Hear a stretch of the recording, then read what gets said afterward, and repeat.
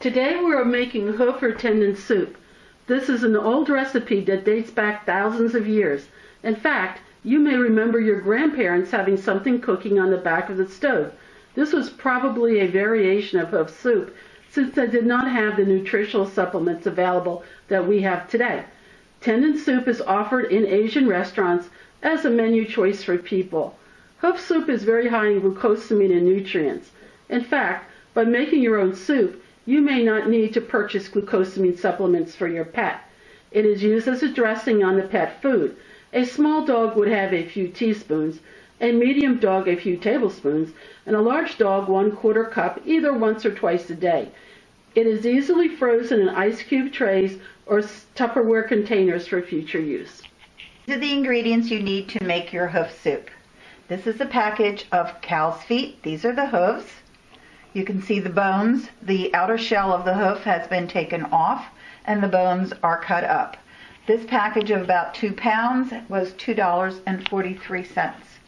If you don't have cow hooves, or you can use lamb or you can use goat, but never use pork.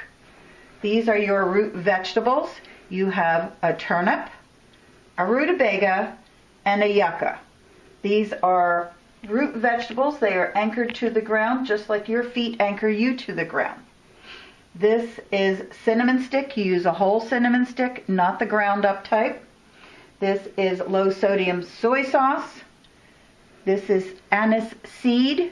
You can use that, or 1 teaspoon of fennel, or a small handful of anise star. Next ingredient would be your ginger root, and then garlic.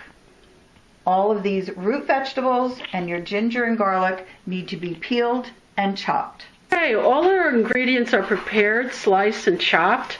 Notice that we are using a stock pot. I would prefer that we use a stock pot instead of a crock pot, because you cannot guarantee that the temperature of the crock pot is going to be high enough to kill all the bacteria, especially if the crock pot is old.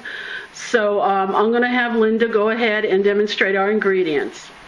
Okay, we are now adding our hooves to our boiling water in the stock pot.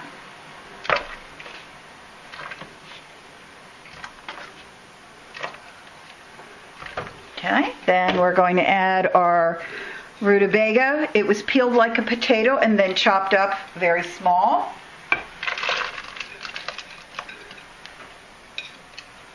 Next we have our turnip that was also peeled like a potato, then chopped up in small pieces. And here is our yucca. You could use a whole yucca or part of the yucca. And that's also been peeled and chopped up. The yucca is a little bit harder to peel. Next we're going to add our ginger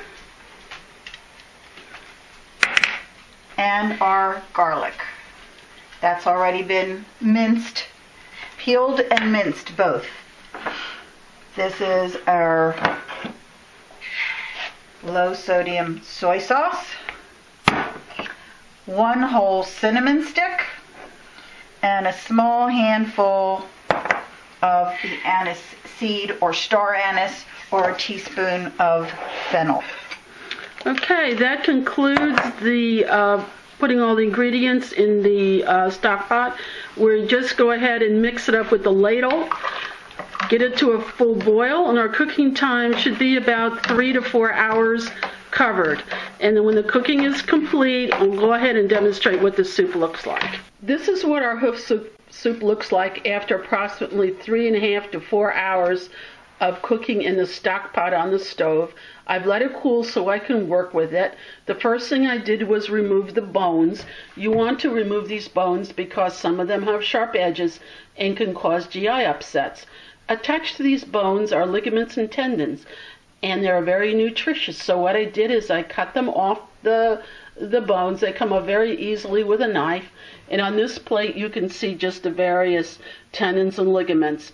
And my final step will be taking these tendons and ligaments and putting them back into the hoof soup, mixing them up, and putting the soup in storage containers for future use.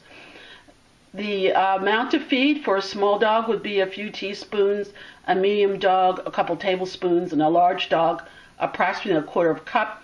Warm it up, use it as a top dressing on the food. You can use it once or twice a day.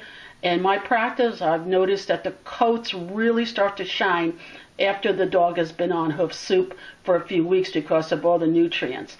So this concludes our informational video on how to cook Hoof Soup, and I look forward to making another video with you.